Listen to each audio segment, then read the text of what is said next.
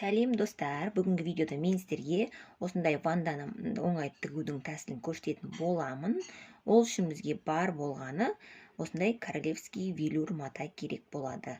Достар, міндетті түрде менің каналыма тіркеліп, қоңырауды басуды ұмытпаңыздар, алдағы жаңа видеоны жіберіп алмау үшін. Онда біз бастайық. Ванданы тігу үшін бізге бар болғаны осындай аз ғана бөлшек мата керек. Яғни мына тұрған бөлшегіміз бізде осындай бір полоскамыз, ені 12 сантиметр, ұзындығы 38. Мына бірінші полоскамыздың. Екінші полоскамыздың ені 12, ұзындығы 87. Мына жерге камераға симағандықтан осылай екі бүктеліп тұр менде.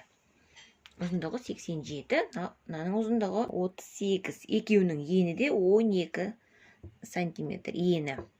Ал осындай төбешік бөлшегін жасау үшін екі боковой бөлшегін. Ол өте оңай. Не болмаса осындай дайын выкройканы шығарып ала салсаңыздар да болады. Мен видеоның астында ссылкасын қалдырамын. Онда біз бастаймыз. Енді бірінші біз жаңағы 38 сантиметр бөлшегімізді аламыз. Осыны алып, осылайынан ішкі бөлікке қаратып қоясыздар. Және мына тұрған бөлшегімізді екі бөлшек қой, соның біреуін аласыздар. Міне біреуін алып, соның мынандай осылай төбешігі бар жағын сол жерден бастаймыз. Міне төбешік бар жағын көрдіңіздер ме? Міне осы жерден бастаймыз. Мына осы жерді аласыздар да, мына сызықтың басына бастаймыз. Осылай ұстап, инемен бекітеміз. Осыны айналдыра біз матаға түйреп алуымыз керек. Бұл деп отырғанымыз біздің вандананың екі боковой жаны.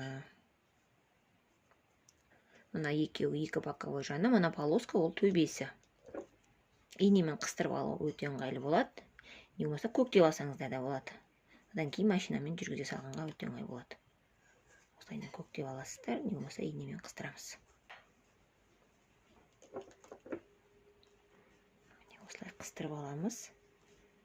Екі жағын бірден қыстырып алуға да болады, не болмаса бір жағын қыстырып, мысалы, тігіп алып, одан кейін екінші жағын қыстырсаңыздар да болады. Міне, мысалы, қараңыздар. Осылай қыстырып алдым, міне осылай. Бір жағын. Енді осыны машинамен айналдырып тігіп шығам қазір. Міне бірінші бөлігін осылай тігіп алдым. Енді қараңыздар. Мына жаңа басталған жағы мына жақтан басталды. Мына жақты. Сол сияқты мына бөліктің осы жағынан бастайсыздар. Жаңа екінші бөлшекті аламыз да, оның мына басынан бастап, мына жерге қыстыруды бастаймыз. Айналдыра қыстырып шығасыздар осылай.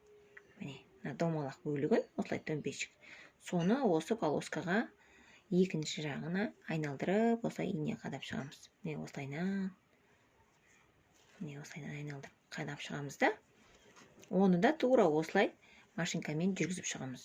Сонда бізде бандамкамыздың осылай екінші боковой жағы, мына жағы тігіліп шығады.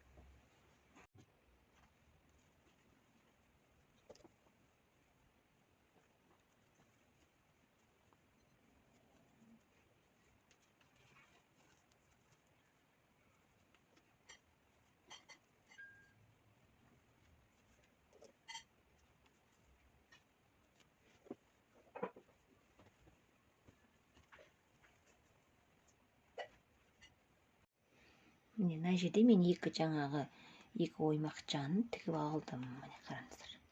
Мына жерде іші осылай болып көрінеді. Міне, мынау іші. Мына жерде клиентіміздің өтініші бойынша мен мына жерге ою жабыстырдым. Оюды осылай қойып жабыстыра саласыз, үстіне үтікпен.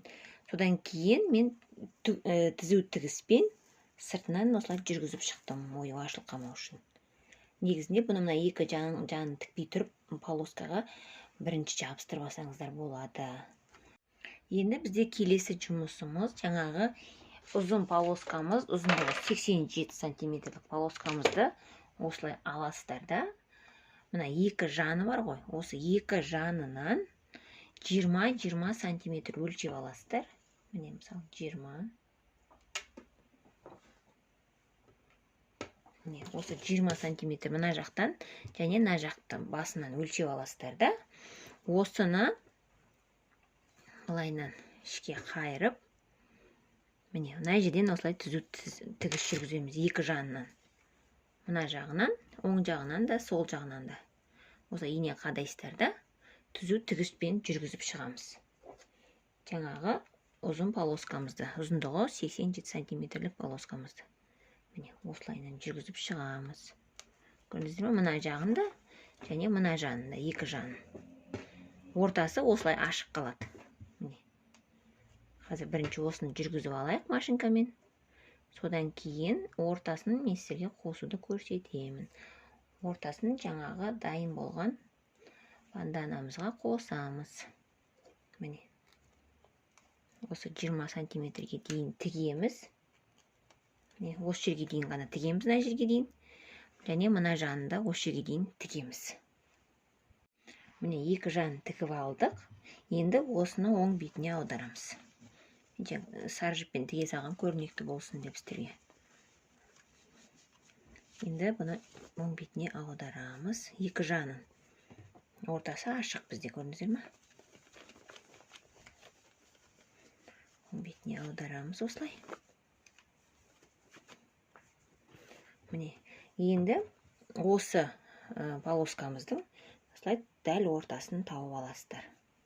Осылай дәл ортасын тауып, міне, осылай полоскамызды осылай екі бүктеп, екі жағын бірдей қылдырып аламыз. Содан кейін осылай ине қадақ қойдым ғой, белгі салып аламыз. Қазір осы белгі бойынша тігетін боламыз.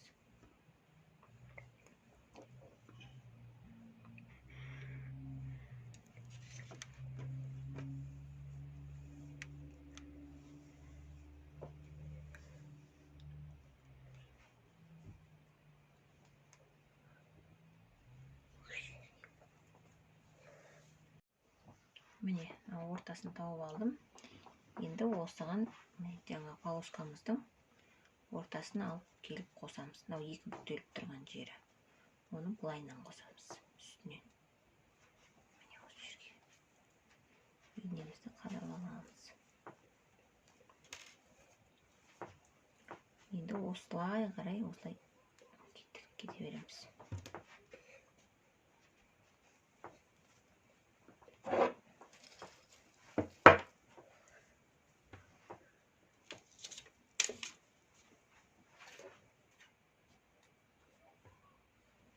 Мына жерге дейін.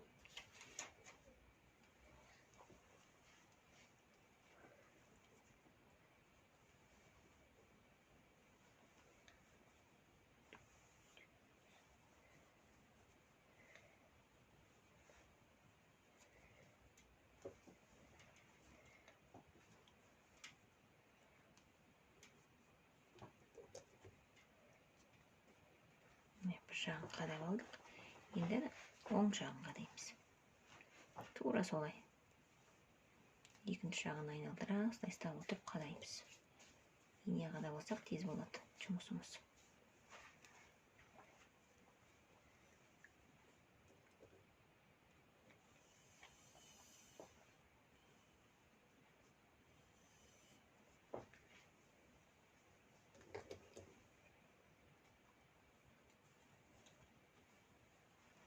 Міне, мына оймақ біткен жерге дейін.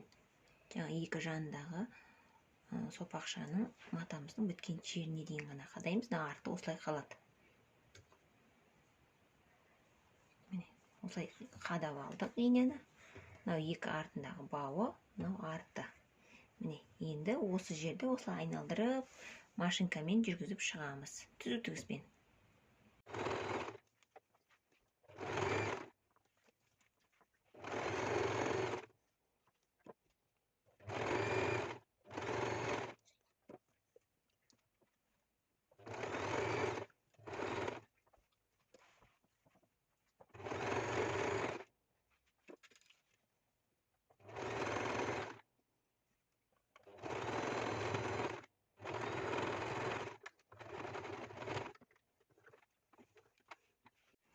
Достар, сонымен міне банданамыз дайын болды. Қараңыздар, осындай әдемі болып шықты. Міне, мынау артындағы бауы балейтін.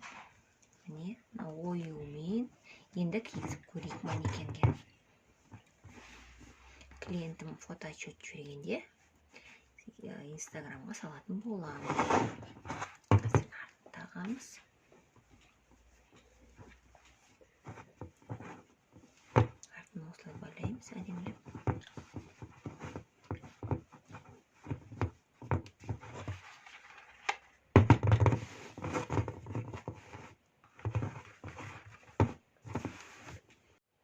Міне достар, ванданамыз дайын болды. Қараңыздар. I look at you and it's easy to see.